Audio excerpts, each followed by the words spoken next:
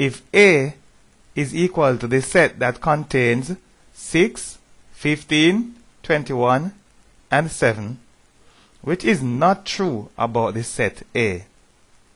We say that set A is a set of, and of course, what we have here should be replaced by the correct expression taken from among the options. So let us take a closer look at the set. Right, so we have the numbers written somewhat larger so that the set is going to be plainer to us. So, which is not true about the set A? Take special note that we are trying to find the statement about the set that is not true. Not true. Option A, a multiple of 3 is a number that is equal to the product of 3 and a whole number. Take for example, 6. 6 is what? 2 multiplied by 3. Therefore, 6 is a multiple of 3. Also, 15 is 5 multiplied by 3.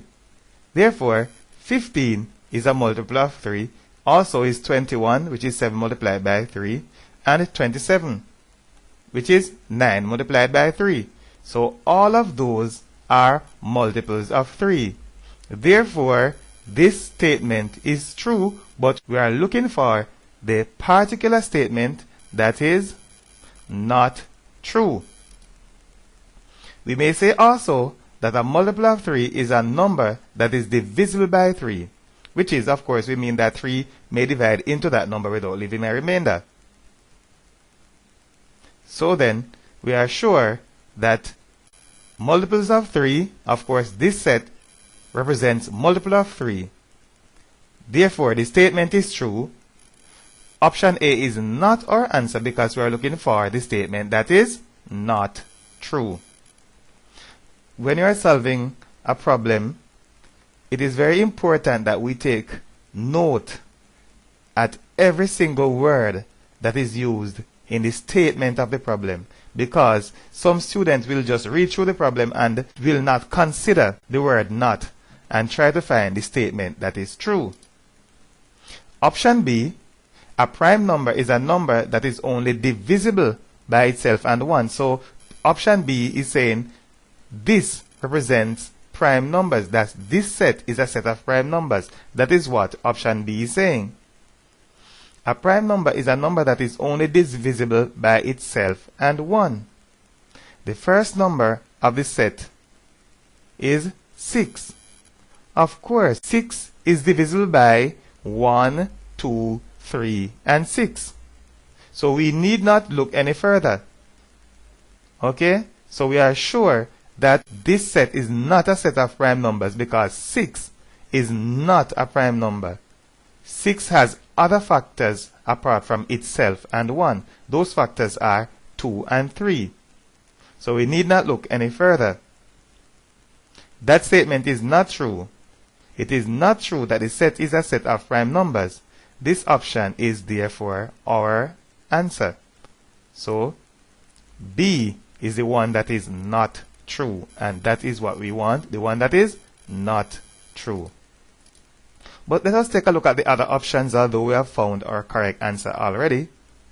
A whole number is a number that is not accompanied by a fraction. So we are looking here. C is saying that this set represents a set of whole numbers. A whole number is a number that has no fractional part. A fractional part could be indicated by a vulgar fraction or a decimal fraction. There is no such thing in any of the numbers. There is no such thing in any of the elements of the set. The elements are therefore all whole numbers, and the option is true. Right? So that's not our answer. We are looking for the one that is not true. Now we are going to say option D, composite numbers.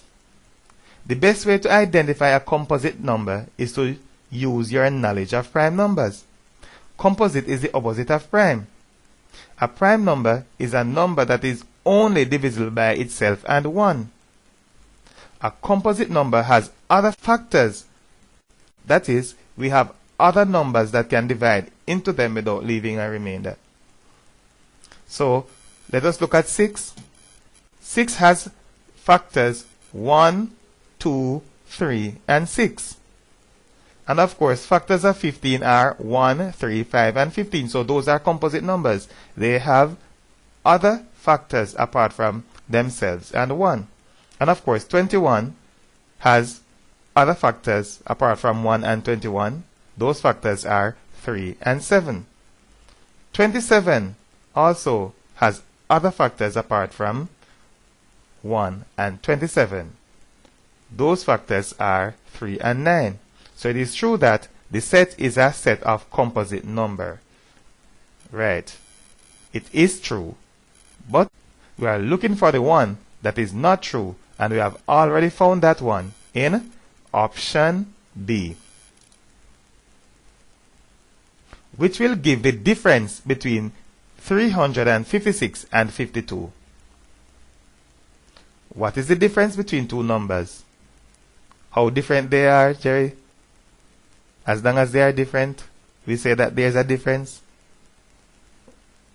Well, of course, as long as they are different, we say that there's a difference. But how do we find that difference?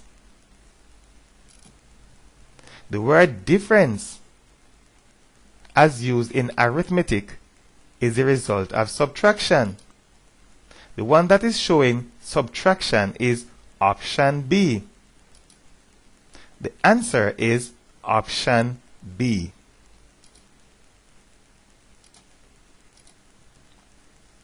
Which statement is false? And we have highlighted the word false. We are looking for the one that is false. Option A. Let us see what option A says. This statement is true. When a number is raised to the power of 0, the result is 1. So of course we have a number raised to the power of 0, and the result is 1. That is what we have here in option A. 3 to the power of 0 is equal to 1. That is true. In option B, this statement is true. When a number is raised to the power of 1, the result is equal to the same number. So 3 to the power of 1 is equal to 3. That is true. And of course, we are looking for the one that is false. Option C, this one. The power tells us the number of times that a number is multiplied by itself. What is the power? The power is 3. The power is 3, therefore the number should be multiplied by itself 3 times. And so we should have 3 multiplied by 3 multiplied by 3. So we should have 3 3's multiplied together. And of course, that statement is also true. Option D. We're looking at option D now, which says that 3 to the power of 0 is equal to 0. Of course, we have it here. 3 to the power of 0 is equal to 1. So 3 to the power of 0 could not possibly be equal to 1 and also be equal to 0. So if this one is true, then this one is false. And we are sure that any number raised to the power of 0 is equal to 1. So 3 to the power of 0, if we say that it is equal to 0, then we would have made a false statement, which is required by the statement of the problem. Therefore, the correct answer is option D. The one that is false is option D, and it is the answer that we are looking for. Which gives a multiple of 5? A multiple of 5 is a number that is equal to the product of 5 and a whole number. Or we may say the result of multiplying 5 by a whole number. The answer is therefore option D. This is the one that we have 5 multiplying by a whole number. Correct.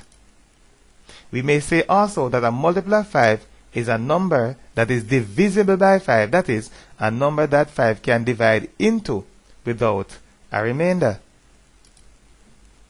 So we are just going to look and see if the others represent multiples of 5. So we may look at option A. In A we have 20 divided by 5, and that is equal to 4. 4 is not a multiple of 5. So because of this, 5 cannot divide into 4 without leaving a remainder. So we are sure that that one is also an incorrect answer. We may also look at option B, which says 5 plus 6. 5 plus 6 is equal to 11. 11 is not a multiple of 5 because 5 cannot divide into 11 without leaving a remainder. And C says 60 minus 51. 60 minus 51 is equal to 9, and 9 is not a multiple of 5 because 5 cannot divide into it without leaving a remainder. And we are sure that we have no problem stating that D is our correct answer. A salesman decided to give his customer a 15% discount off the cost of a shirt initially priced at $150. Which statement shows the amount of money that the customer will have to pay for the shirt?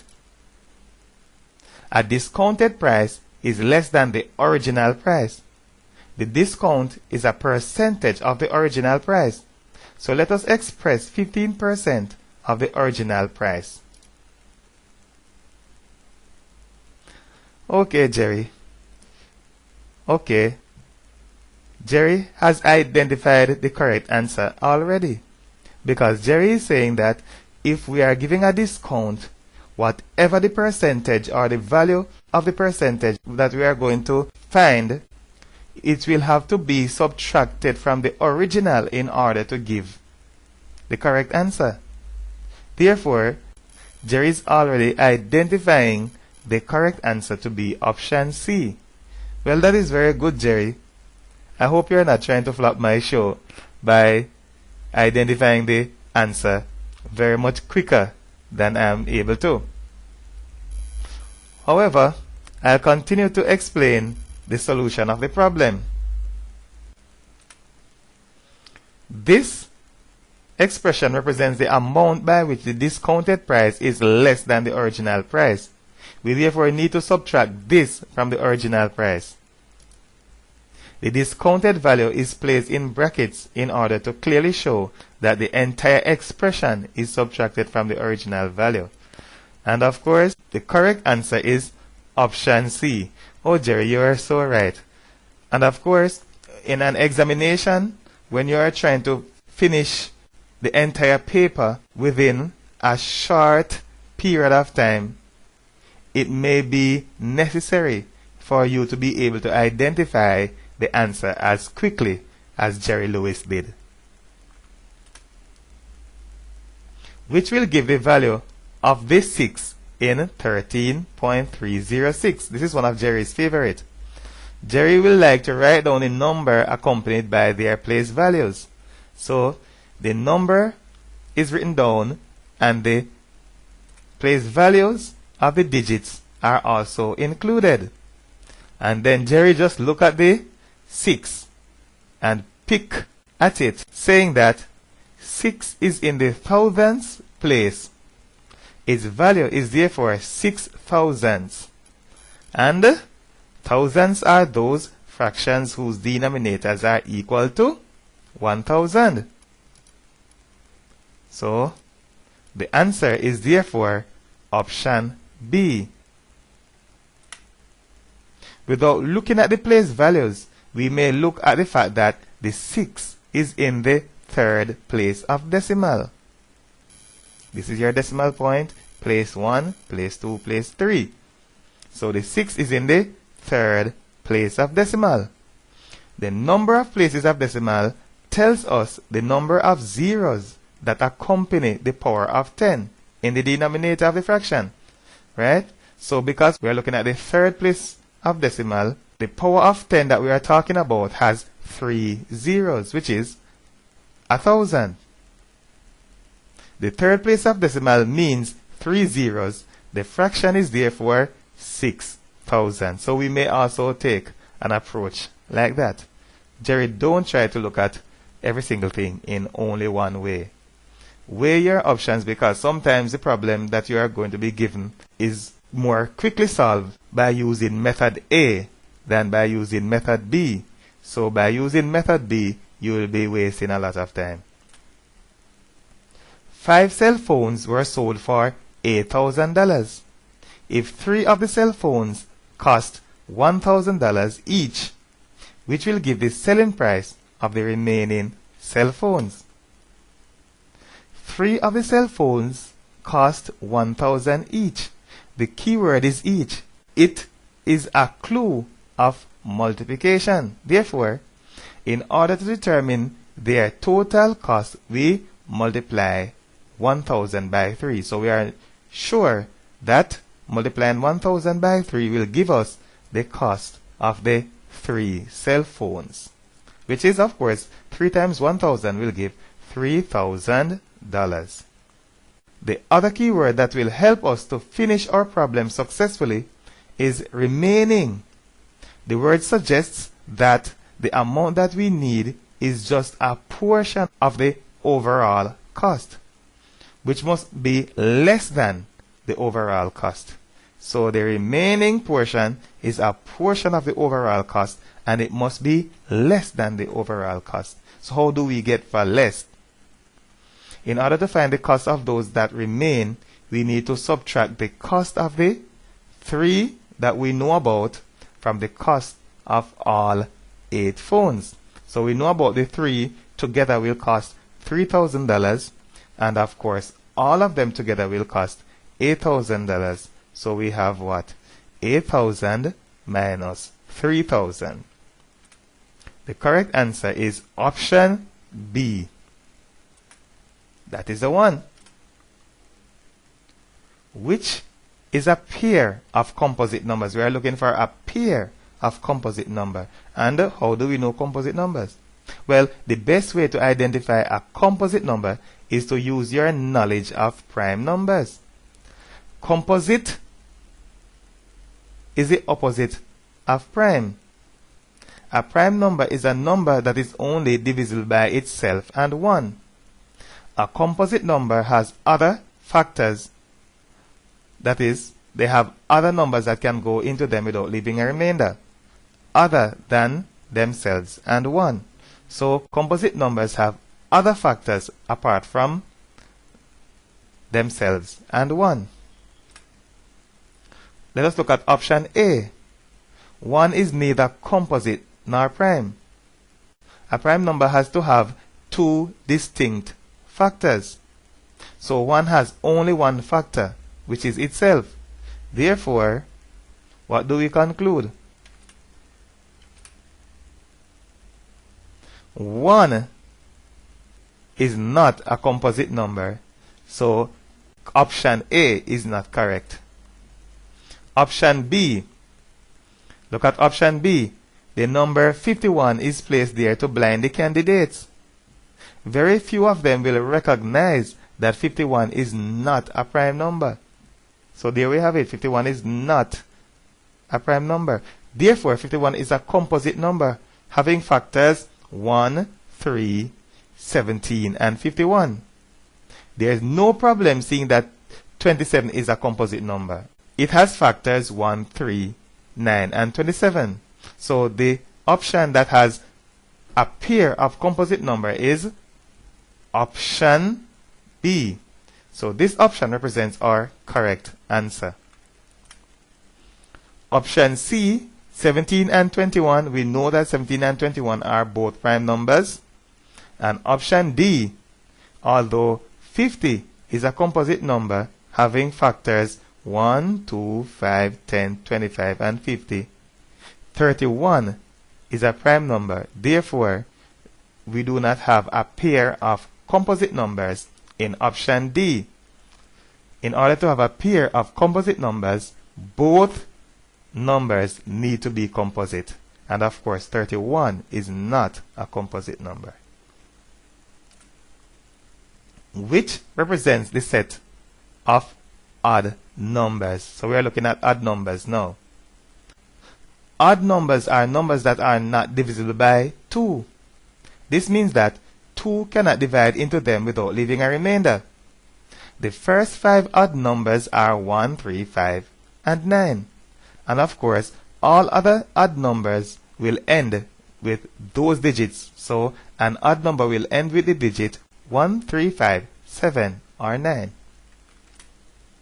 The set of odd numbers is therefore represented by option B. Any number that is not odd is even. Even numbers are divisible by 2. This means that 2 can divide into them without leaving a remainder. The first 5 of them are 0, 2, 4, 6, and 8. All subsequent even numbers will end with those digits. Subsequent means those that follow. So all even numbers that follow will end with those digits. 0, 2, 4, 6, or 8. Which of the figures that we have in our options is equivalent to 8%? We know that a percentage is a fraction whose denominator is 100. 8% is actually 8 over 100. This also means 8 divided by 100. We may carry out the process by reducing the value of 8 by 2 decimal places. That is how we divide by 100. We reduce a number by 2, or reduce the value of a number by 2 decimal places. In all whole numbers, the point is assumed to be at the right of the digits. So we're going to reduce that now by 2 decimal places. In reducing the value of 8 by 2 decimal places, the new position of the decimal point will be 2 places to the left, relative to its initial position. Now we are going to identify a position that is what? 2 places to the left, relative to its original position. There is only one digit, so a 0 will be included as an indispensable place value. What does indispensable mean? That which we cannot do without. So, we cannot get rid of it. To dispense with something is to get rid of it. We cannot get rid of it or give it away. If we are going to be correct, we will have to retain the 0 that we are going to be including as a placeholder. So, we are going to reduce by 2 places of decimal, and of course, we had to include a 0 as an indispensable placeholder because we only had 1 digit to begin with, and we need 2 places. We may write a 0 in front of the point. The correct number is option B.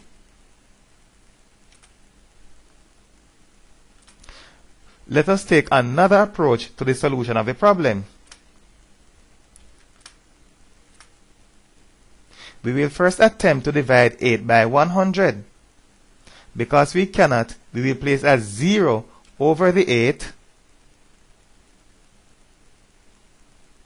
followed by a point, and place a 0 to the right of 8, converting it to 80, and then we will say 80 divided by 100, which is also an impossibility. So, 0 is placed over the 0 because 100 cannot go into 80 either. And another 0 is included to the right of 80. So, there we go, increasing by or multiplying by a 10 each time, which is of course including an additional 0 to the right each time. Finally, we say 800 divided by 100 is equal to 8. And 8 goes over the rightmost 0 in 800. So, where we have that, 8 is placed over that final 0 that we have in 800. And of course, what do we say then? We say 8 multiplied by 100 is 800, and that we are going to subtract 800 from 800, and the result is 0. Therefore, we have come to the end of our long division. The format is in long division, but of course, the process is actually very short. So, Jerry is saying we have a short long division. Well, if that's the way you would like to look at it, Jerry, I have no problem accepting that new mathematical term. So, our answer is 0.08, and that is represented by option B, which is the same answer that we had with the other method. When 34 is divided by 4, what is the answer called? Option A. We're looking at option A. The difference between two numbers is the result of subtracting one from the other. This option is not correct. So we are looking at what the result of dividing 24 by 4 called. And we have difference. No, it is not difference, because difference is the result of subtraction. Is it option B, quotient? The result of dividing one number by the other is called a quotient. Also, the number that we divide by is called the divisor, and the one that we divide into is called the dividend. So, of course, the result is called a quotient, and option B is correct. So there we have a little division problem, and we have identified the dividend, we have identified the divisor, and we have identified the result of the division, which is called the quotient. And we have identified the result of the division, that is called the quotient. Option C, a product is the result of multiplication.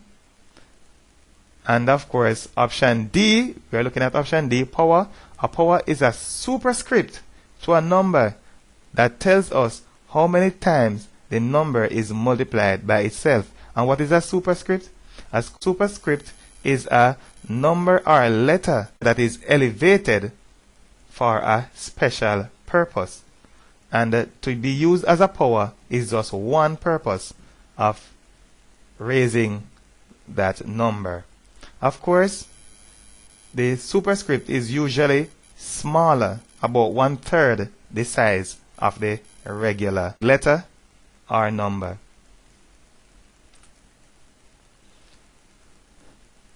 So, the power is 5, 2 raised to the power of 5, as we have in this example.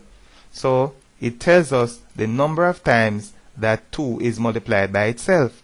And of course, we have 2 being multiplied by itself how many times?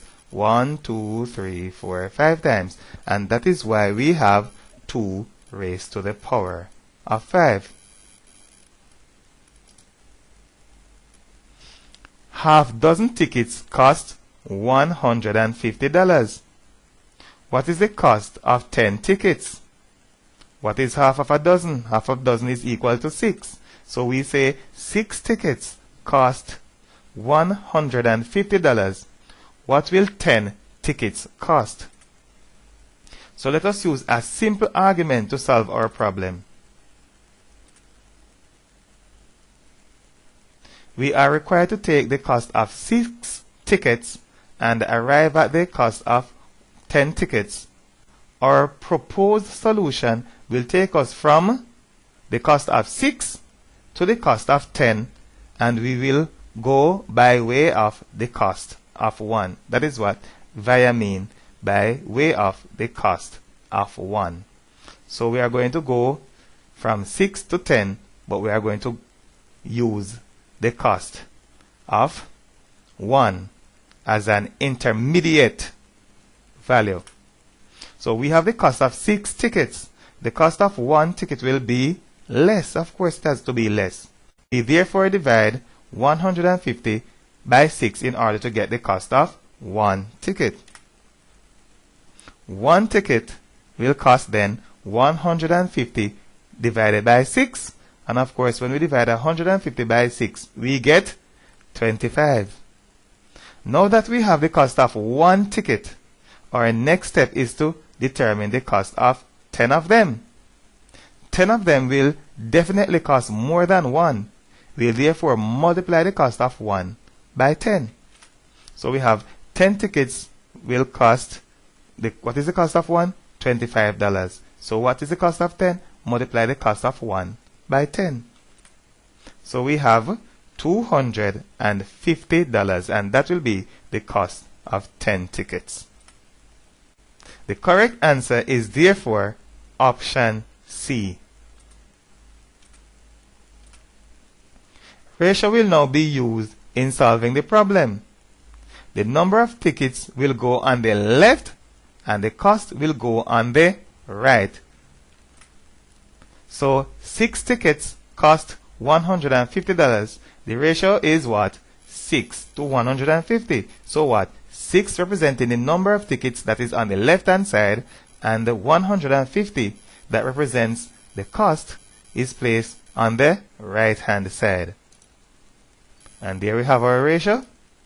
We know the number of tickets, 10, but we do not know the cost. So we need the cost of 10 tickets. So we know the number of tickets, which is 10, but we do not know the cost. So we are going to call that X.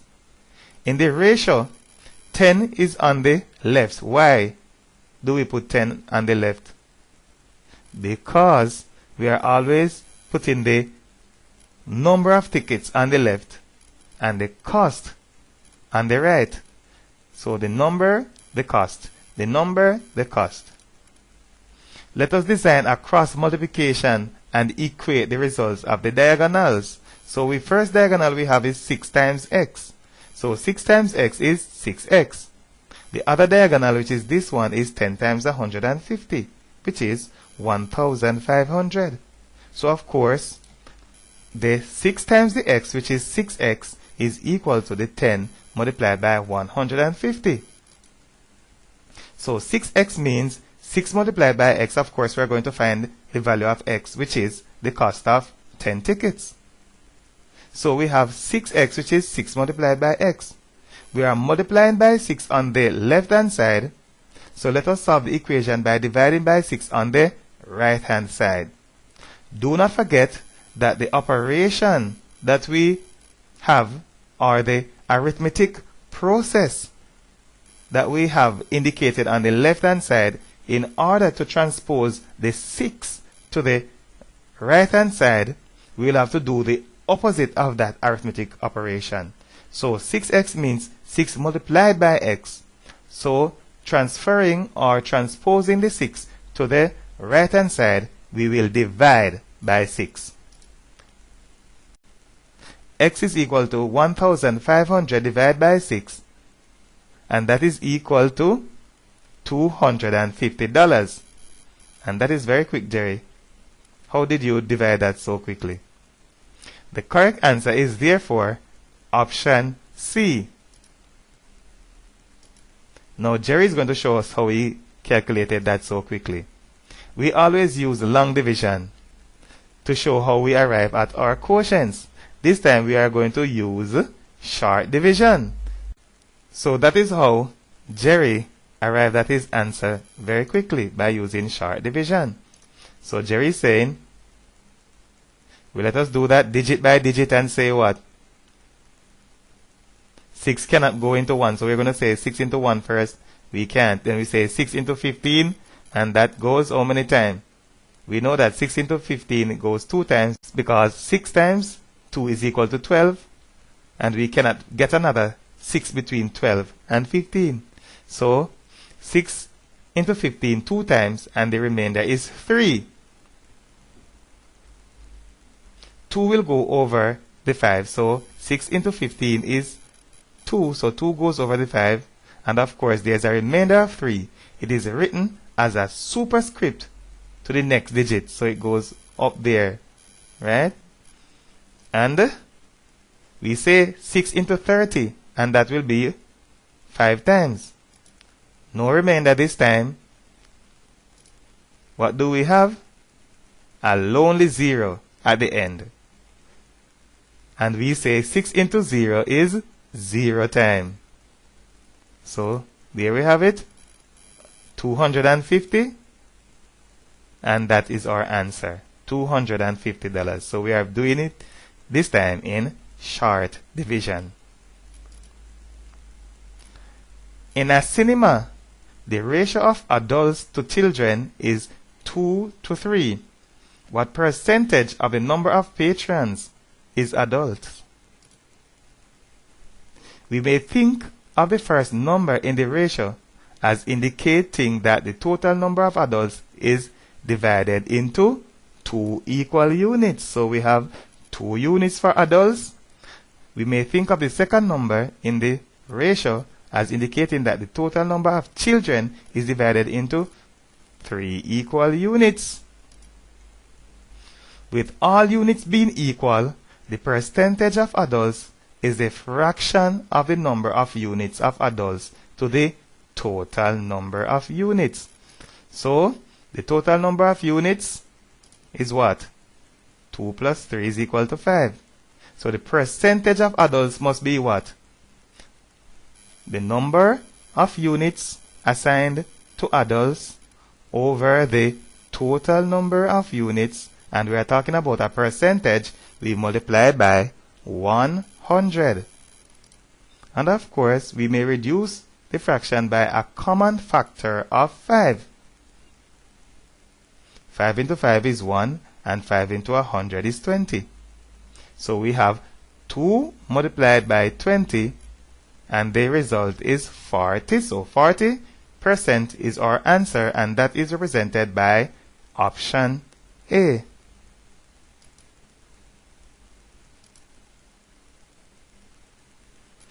A girl has 2 dozen white pencils. Her red pencils are half a dozen less than her white pencils. How many pencils does she have altogether? 2 dozen white pencils.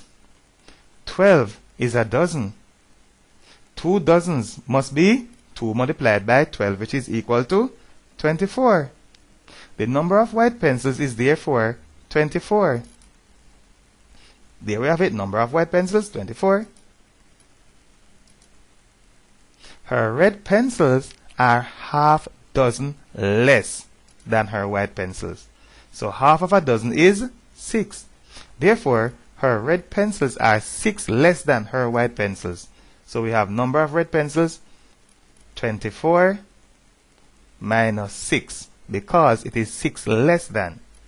So we know that the value that we are going to get is less than 24, and it is less by 6, so we subtract 6. So the number of red pencils is equal to 18.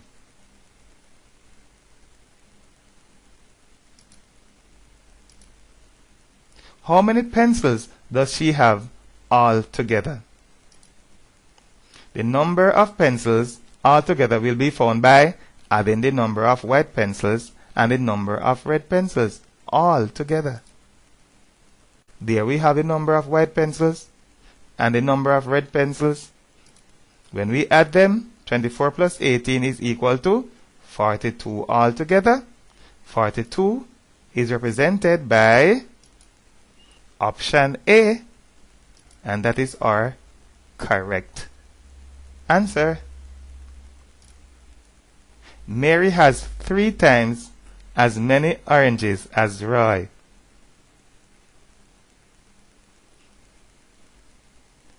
They have 40 oranges together. How many oranges does Mary have? Okay, so Mary has 3 times as many oranges as Roy. They have 40 oranges altogether. How many oranges does Mary have? How many? Okay, let us look at it statement by statement. Mary has 3 times as many oranges as Roy. First, we do not know the number of oranges Roy has. So let us consider it to be X. Mary has 3 times as many as Roy. This implies that she has 3 multiplied by x, which is equal to 3x oranges. They have 40 oranges altogether. So Mary has 3x and Roy has x. So the number of oranges that they have altogether will be found by adding the number of oranges that Mary has and the number of oranges that Roy has. Roy has x, Mary has 3x, x plus 3x is equal to 4x. This total number of oranges, which is 4x, is also equal to 40. So the 4x, which is the total number of oranges, is also equal to 40. So we have a little equation right there. This is an equation in which we are multiplying x by 4 on the left hand side. To solve it, we will divide by 4 on the right hand side. So x is equal to 40 divided by 4. So x is equal to 10. But the question says, how many oranges does Mary have? The number of oranges that Roy has is x, equal 10. Of course, we know that is x. The number that Roy has is x. And we know that x is equal to 10. But Mary has 3 times as many as Roy. So Mary has 3 times x, or 3 times 10, which is equal to 30. So Mary has 30 oranges. The correct answer is option C.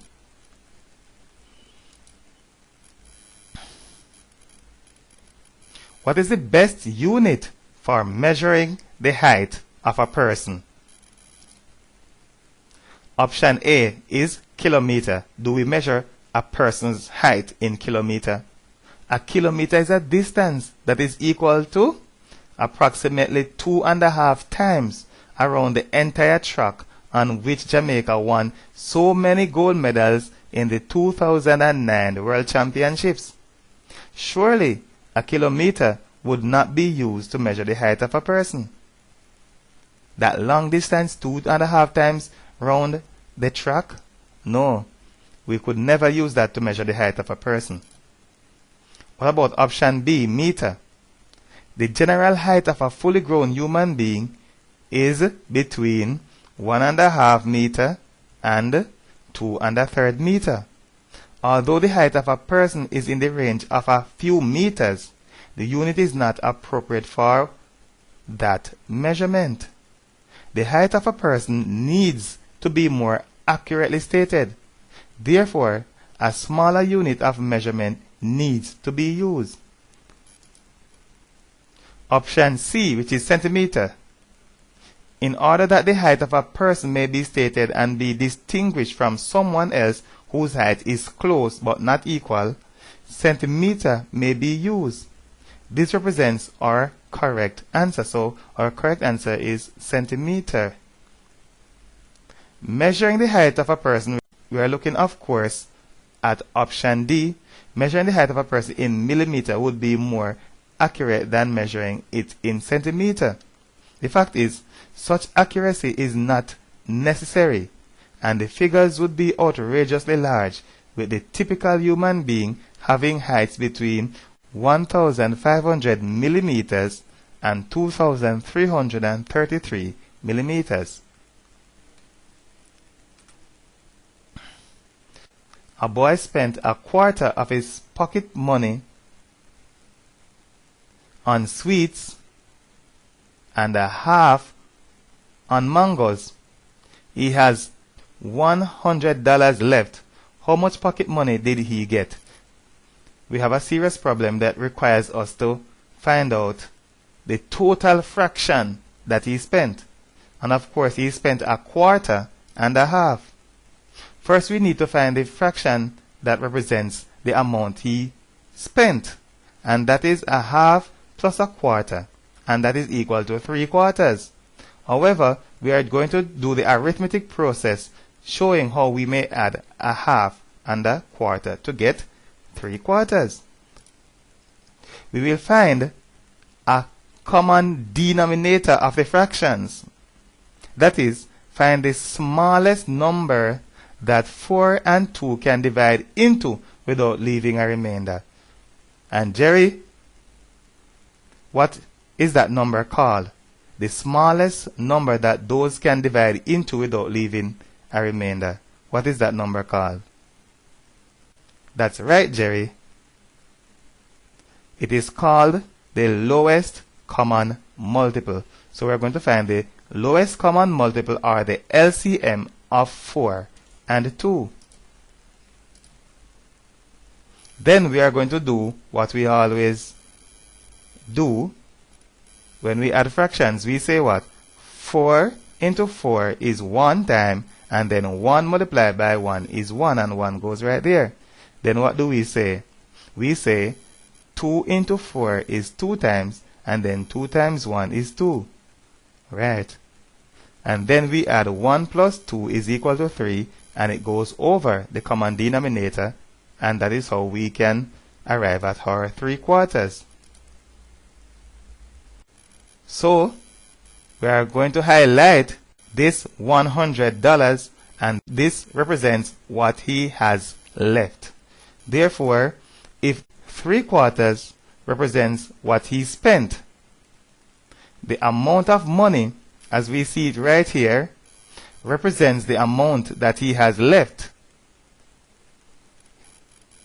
We therefore need to find the fraction that represents the amount of money that he has left. So he spent 3/4. What fraction does he have left? Because the amount of money that we have here is telling us the amount of money that he has left. So we need to find the fraction that represents the amount of money that he has left. To do this, we need to subtract the fraction 3/4 from 4 over 4. What is 4 over 4, or 4/4, Jerry? 4 over 4 is, that's very good, Jerry, a whole. So 4 divided by 4 is equal to 1, or 1 whole. Therefore, to find what he has left, we are taking away 3/4 from a whole, and that whole is represented by 4/4. And of course, if we are subtracting fractions that have the same denominator, we have the same denominator for the answer, and we subtract the numerators. 4 minus 3 is equal to 1. How much pocket money did he get? So then, a quarter represents 100. We need to find the amount of money equivalent to 1 whole. So a quarter is $100. So he has a quarter left, and the amount that he has left is $100. So that represents a quarter of the amount of money. Therefore, we need to find the entire amount of money. Of course, the entire amount of money is going to be represented by 4/4. So 1/4 is 100. So 4/4 will be 4 multiplied by 100. The correct answer is option A. The diagram shows a group of youngsters in a club. B is equal to the members who play basketball. F is the set of members who play football. How many members play both basketball and football? The number who play both football and basketball will be all of the members that are in both sets. They are in both sets. So let us indicate this by shading both sets. So there we have both sets are shaded. The number of members in both sets is represented by those in the dark region. So the dark region represents those who play football and basketball. The number of members that we have there is 8. So the correct answer is option D.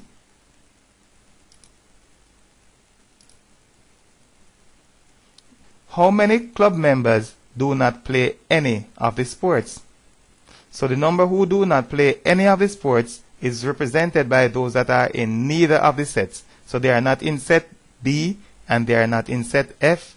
So let us block out sets B and F and see what we have left. 48 members are not in any of the sets. So we are sure that the correct option is A, 48 members. There we have it.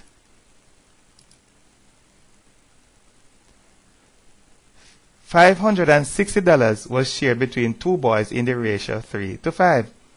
What was the smaller share? The ratio has two numbers and there are two boys. No problem with that.